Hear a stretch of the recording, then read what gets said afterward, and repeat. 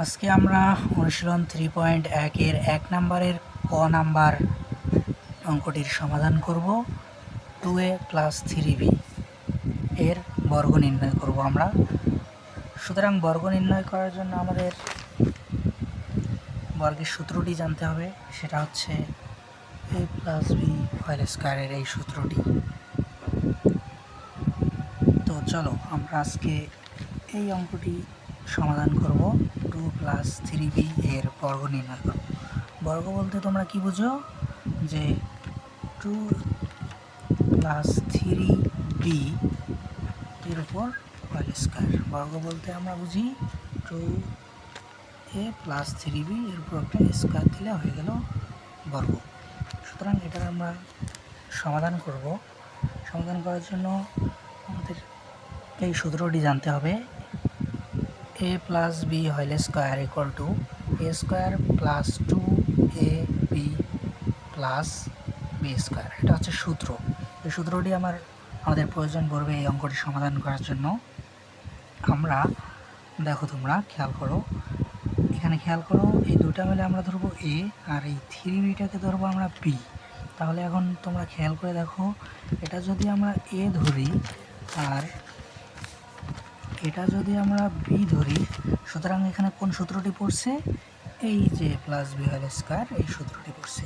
এই সূত্রটি তোমরা মুখস্থ করে নেবে।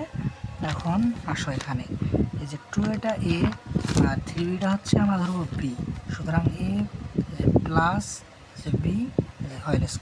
সুতরাং এর সূত্র পড়েছে a + b² এর।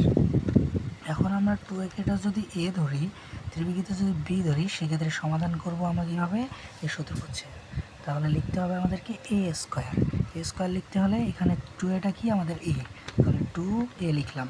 এরপর কি সূত্রের স্কোয়ার, তারপর কি আছে সূত্রের প্লাস, আমরা দেব প্লাস, তারপর আমাদের কি লিখতে হবে 2, এই যে সূত্রের 2 লিখলাম ডট। এখন কি a লিখতে হবে, a কোনটা আমাদের এখানে 2a, তাহলে লিখবো 2a, তারপর ডট। b কোনটা আমাদের এখানে লিখতে, যে সূত্রে দেখো 2ab, এখন b লিখতে হবে, b কোনটা 3b, এখানে b কোনটা আমাদের 3b, লিখলাম 3b, এই যে 2ab। এখন কি লিখতে হবে সূত্রের প্লাস লিখলাম। এখন কি লিখতে হবে আমাদের b², b কোনটা এখানে 3b, আমরা এখানে লিখবো 3b, তারপর একটা স্কোয়ার আছে, এই স্কোয়ারটা দিতে হবে। এখন আসো, এখানে খেয়াল করো,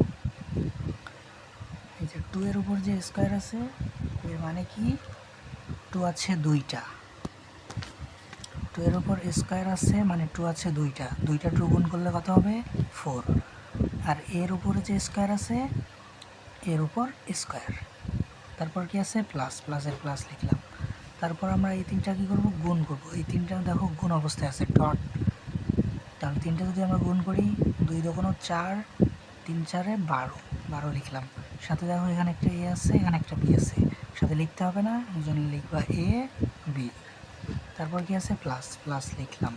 3 উপর আছে স্কোয়ার, মানে এখানে 3 কয়টা আছে, দুইটা কি অবস্থা আছে, গুণ অবস্থায়। গুণ অবস্থায় থাকলে 3 যদি 2টা গুণ করো তাহলে আসবে 9। সুতরাং আমরা এখানে 9 লিখব। আর এই যে দেখো, এখন একটা b আছে, বির উপর স্কোয়ার মানে কি b²। এই তো, এইটুকুই হলো অঙ্ক, এটাই হচ্ছে আমাদের অ্যান্সার।